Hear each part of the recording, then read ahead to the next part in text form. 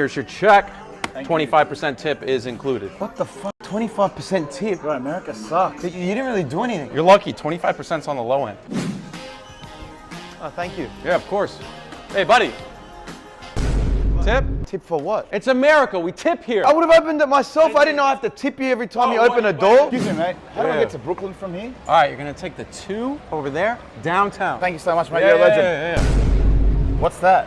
It's tip. 15, 20, 25%, even more. What for? I just asked for directions. 10% tip. I'm using a machine. And you didn't do anything. 15%, custom, even more. No, I'm using a robot. You want me to let the people know behind the counter that you didn't tip? I'm doing everything myself. This is America. Minimum acceptable tip amount. Minimum, you gotta at least hit that 10% button. 18%? 15%. 13%? 15%? 18 to 20%? I've been to like Asia. I don't think that we should have tipping. We should include it as the part of the cost. 20%. Between 15 and 25%? If you don't tip, that's okay. I'm from 19 to 22 years old. I also was poor back then, but I still want to go out. So I understand if you can only tip like $1 on like a beer. The tipping culture here in Canada is agbero on another level. Make it make sense. I already paid tax for this order. Why do I still need to tip you for the order? Or I order from a restaurant and the courier is bringing the order. I need to tip the courier so that it can deliver my order. I don't like problems. I like peace. Massive tipping culture, like we see in parts of Canada, like Vancouver, where they're asking for 20-25% tips. You cannot convince me that this isn't a strategy from business owners to put more money in their pockets. They are relying on the kindness of strangers to fill the gap between what they pay their employees and what they actually should be paying their employees as a living wage. The more people buy into this process of tipping higher and higher and higher, the less incentive it's gonna give the business owners to actually raise wages. I will tip 15% for exceptional in-person sit-down restaurant service, but I will not be tipping on random transactions, me buying coffee, people opening beers for me. I'm sorry, I'm just not gonna do it. I am way too eager to hear your thoughts on this subject. Hey Visionaries, it's A back on your screen with another one. I hope you're all well, and as you can tell from the title, today we are discussing tipping culture. When are we gonna reach our tipping point? Let me not get too heated. This is one of those subjects though, I have so many things to say and I cannot wait to hear your opinions too. But if you're not in the know, every month I come up with these Patreon episodes. If you're new to this, not true to this, consider this my gift to you. And if you want more of this, you can head over to Patreon to support. So we talk about trending topics and things that just come to mind that really play a part in our authentic journey. I know you wouldn't think tipping has anything to do with authenticity, but let's see how I flip it by the end and you can let me know. This video is inspired by 2 incidences, but before I get into it, let me not get ahead of myself. We got to go through the major keys that are going to structure this conversation. We're going to keep it super elementary with it. We're going to discuss the who, what, where, why, and how, as in how much, of this tipping culture. For reference, I'm going to use a lot of examples from this region. If you don't know, oh, Canada. Yes, some people think I'm American, but no, I'm their northern neighbor. And if you happen to be American, let me know how things differ down there. I have been to a couple cities and I had quite a few experiences, but it's never the same as someone who actually lives there. Europeans, same goes for you and anyone else on the planet. Let me know how it do. I remember being in Europe a decade ago. It was the first time that I went, and they don't really do tipping, and it was just because it is a compulsory, mandatory, obligatory thing here. One of the worst experiences I had was in Montreal, where this lady went out to have a smoke, which I think in itself is disgusting. Why are you serving me while smoking? At least wait until my table's done or make it less obvious, but I digress. And when she came back, her finger smelled like smoke as she handed me the receipt and said, you know, you have to tip. I've always had a young face, so I guess she thought I couldn't pay, and I'm like, I am going to tip. We always tip in Toronto. Thank God the last time I went to Montreal, everyone was super sweet. But my first experience going there, not for me. We're gonna get into the nitty gritty of this tipping culture today and the typification and tipflation of every single industry. Please tell me that I'm not alone. And where you live, the prompt comes up everywhere. I swear every time I go to tap, before I do, pop, someone's asking for a tip. I'm over here like, in this economy, for this industry, I'm so confused. Back in the day, it just used to be restaurants, and if you got your hair did, nails done, everything did, but now everybody wants a tip. I mean, the cafes, can we talk about it? I will tip if I'm going back and I know the barista, or if the service is just so special and I just feel like they really love their job. But if you just pour my matcha and put my croissant in a paper bag and don't even acknowledge me, we're gonna get into it. You know, I'll leave some of my story times for the end of this video, but let's start off with the 4 W's and the how much. So the most important one, I say this for everything, is your why. And this is not why you tipping as in exceptional experiences or standout service. Your why is, where did you get the concept of tipping? Using myself as an example, mine is rooted in nearly a decade of being in the restaurant industry. I know for a fact if I wasn't a hostess wine angel for as long as I was and had a love-hate relationship with the industry, I wouldn't want to tip nearly as much as I feel compelled to tip when I tip. It's seeing the servers on their grind or having their shifts cut during downtimes, post-Christmas when everyone is trying to scale back, and seeing what the stress and strife of that lifestyle is like, that I just feel like I can't be part of the system and the reason why people don't get a livable wage. And I already hear the people clickety-clacking in all caps. I've seen it in other videos. Someone else's salary is not my responsibility. I suppose I could see it both ways. And honestly, summer's not here yet, but it's flip-flop season in my mind. I'm gonna be talking about both sides. I used to be very staunchly pro-tip. If you cannot go out and just mentally include the tip in what you're paying for, maybe you shouldn't go. But now I'm slightly to the other side where it's like, why are we responsible? When did these mental gymnastics start? I mean, I know the history of tipping, but I was today years old when I found out that tip is actually an acronym to increase promptness. That just put everything on its head. That pivot, woo. We'll talk about it more when we get to where we tip.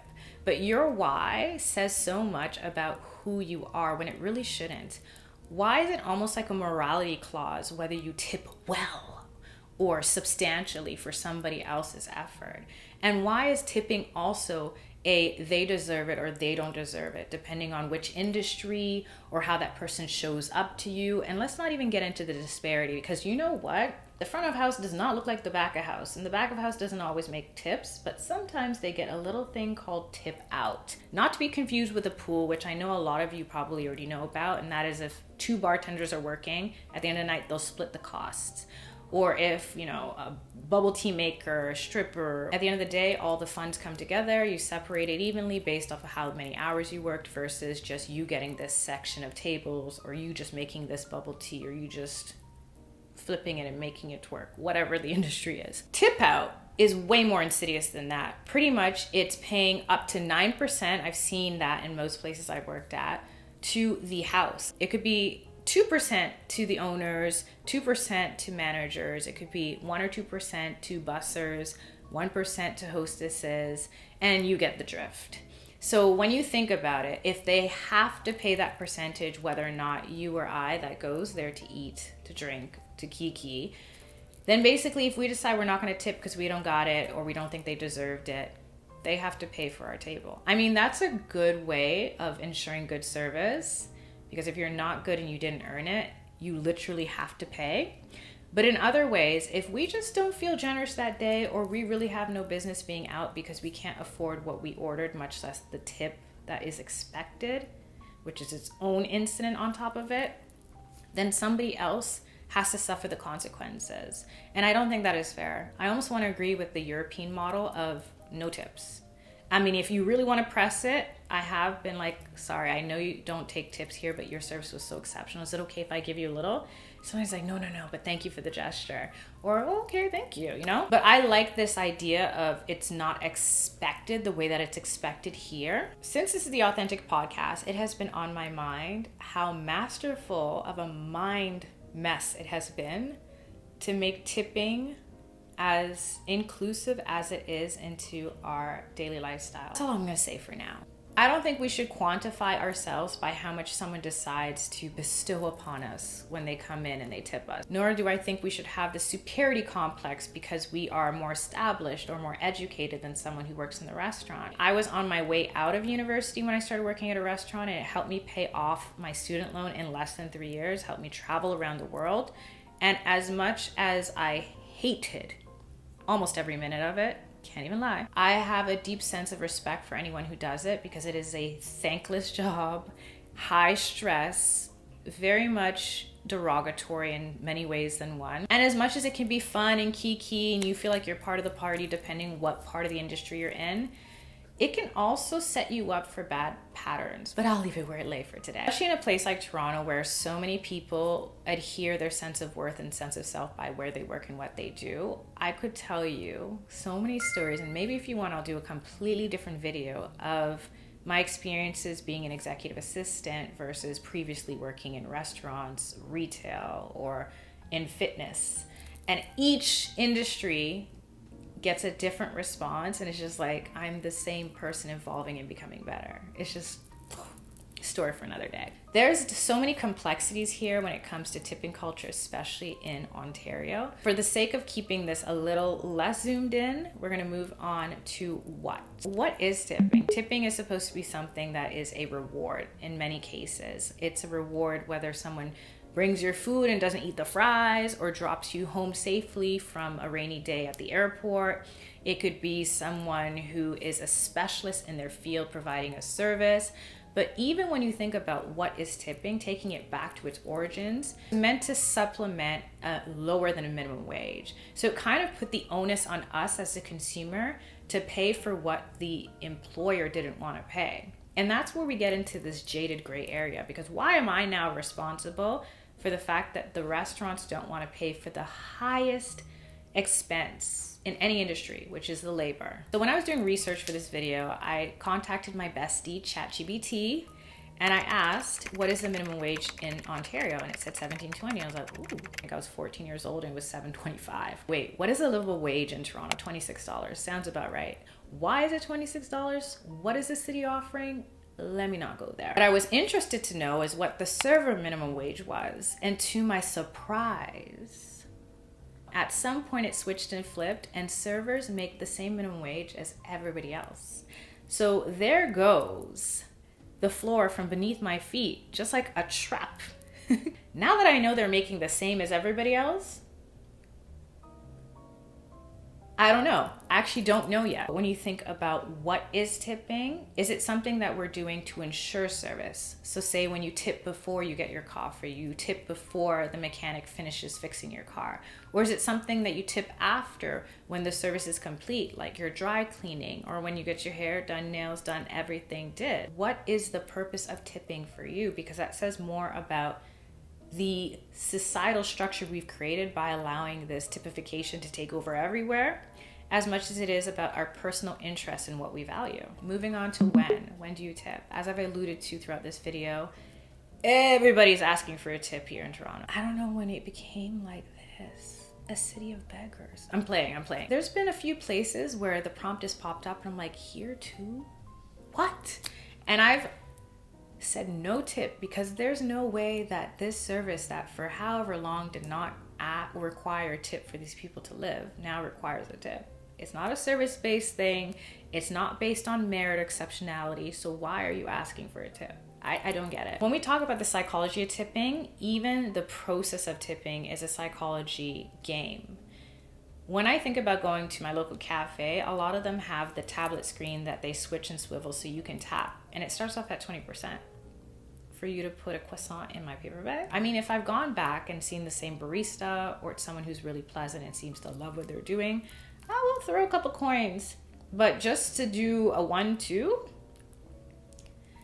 I don't know about that. When I think about tipping, it's not just timing, it's when is it appropriate for us and when do we say stop? I haven't seen a machine that says 15 in a minute. Most of them here start at 18. Some even have the audacity to start at 20. For what? I almost get angry because there's times when I want to tip 20 and I think that's good in my mind for where it is, and it's not an upscale high-ended place. When I see the 20, I'm like, this is what you expect though. so it doesn't even feel special.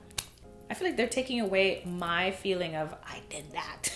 Sometimes I have slight anxiety knowing that the person who is expecting the tip is right there waiting. I hate the fact that whether it's a cafe, a restaurant, or if someone delivers something to you, they're expectantly waiting for you to return the machine so they can see and give you the receipt. I wish there was a more discreet way, but that's part of the psychology.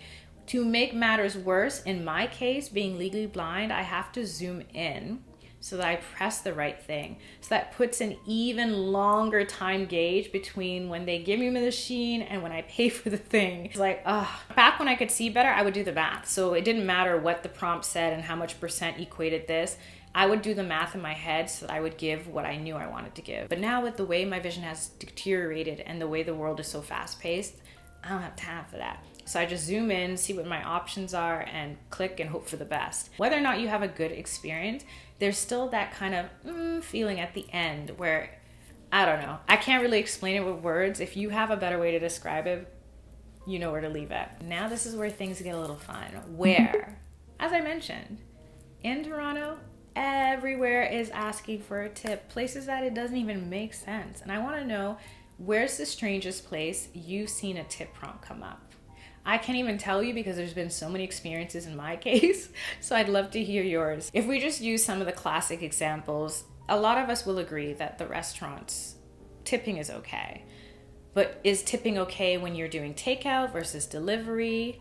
And does a tip out vary? And does it depend on what the cuisine is? Or does it depend on the caliber of cuisine? Which, by the way, a lot of that is just fugazi. When they say it's something from this exotic place, it probably isn't. I would love to spill the tea about the industry, but we don't have time for that today. From that example, you can tell where is not just the industry, because even within the industries, there's levels to this ish. Zooming out, let's talk about the globe.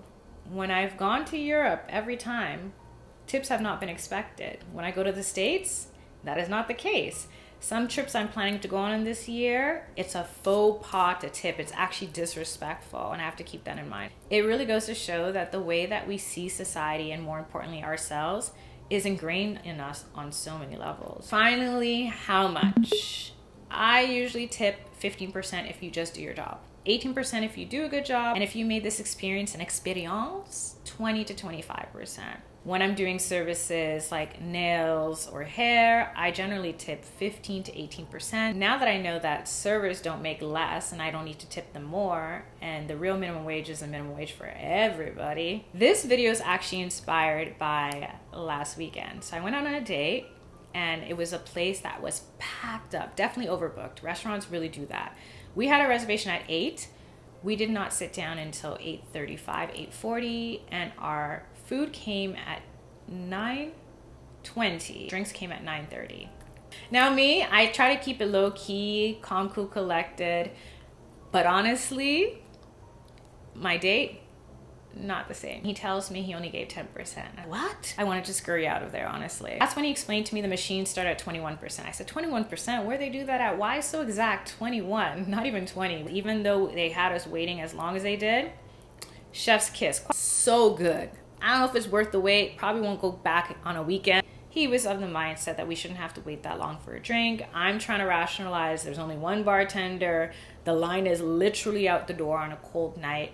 But actually, you're right. If you can't provide a certain level of service, your machine should not start at 21%. Now, the 10%, he's like, I don't care if they think I'm cheap, it's the principle. Transparently, I used to tip just because I didn't want to be a stereotype, which unfortunately does exist. And we could talk about that another day, but I feel like that's a whole nother video. I should never feel like I have to tip to prove these people who see me a certain way wrong, right? Right. Part of me shrunk inside, but then when I sat with it, I kept asking myself, like, why do I feel this way? And if something isn't done right, it's not like he didn't tip at all. It's actually a statement and a proclamation that, hey, if you want your staff to get paid well, you can't understaff and overback the restaurant the way you have. Not only do we protest things with literally what we say, but also what we pay for, what we accept. That this city has this morality complex, and all of us in a chokehold feeling like we gotta tip everybody for everything is just crazy to me. The second story is related to my hair. So I haven't gotten my hair done in months, maybe 6 months, and I decided to treat myself and go to a new salon. When I got there, they were locked. Someone was sitting outside. I was 15 minutes early, so it's okay. So I walked down, a couple doors down to go to a cafe. I came back with my coffee. The door is open. Turns out the person that was sitting and waiting was the receptionist. You would think if I'm a client and I'm obviously waiting for a couple minutes, you might have mentioned, hey, I'm the receptionist. They're coming with the keys. Apologies or something. Nothing was said. I check in, or at least I attempt to check in, and it's clear and obvious that they don't have my name, but there's no one there, and I guess for the sake of it being the time of day it was, they took me in. The service was done well. I think she brought my hair back to health. When the prompt came up, it said 18%, which was roughly a little over $18. I rounded it out to 20 because she did do a good job, although I wasn't too impressed with them not having my reservation set. I answer, say hello. They say, oh, we have you scheduled for your appointment. Are you still coming? What are you talking about? I was there last week. They also sent me an invoice via email. So if anything, you should have put it in your schedule, even if you've forgotten it. And I said, you know, it was my first time coming. I had a good experience. But the fact that the door wasn't open even 2 minutes before the opening time, and you didn't even have my reservation in, is not great. She's like, oh, okay. Whoa. Whatever. That callback made me beg the question, what did I tip $20 for? Was it for the whole event, which you could say had some dodgy moments? Or was it just the fact that she was able to give me a good silk press? And now I'm sitting beside myself like, girl, we need to get it together. How did we come to this point where we're just making it rain? I mean, $20 is not a lot because of inflation, but it is still a lot to tip on. The fact that something that should just be a couple seconds, if you have to do the math a little bit, once you click, it shouldn't be in your mind. But I know I'm not alone in thinking about this topic and having it run through my mind time to time before I go to places or after I go to places. So that's all I got to say for today's episode. I've said a lot. I don't even know what part will stand out to you, but you can let me know below. And as mentioned, if you want more of these episodes, there's a ton already over on Patreon, so you can head over to support. And that is it. Until next month, stay blessed, stay authentic.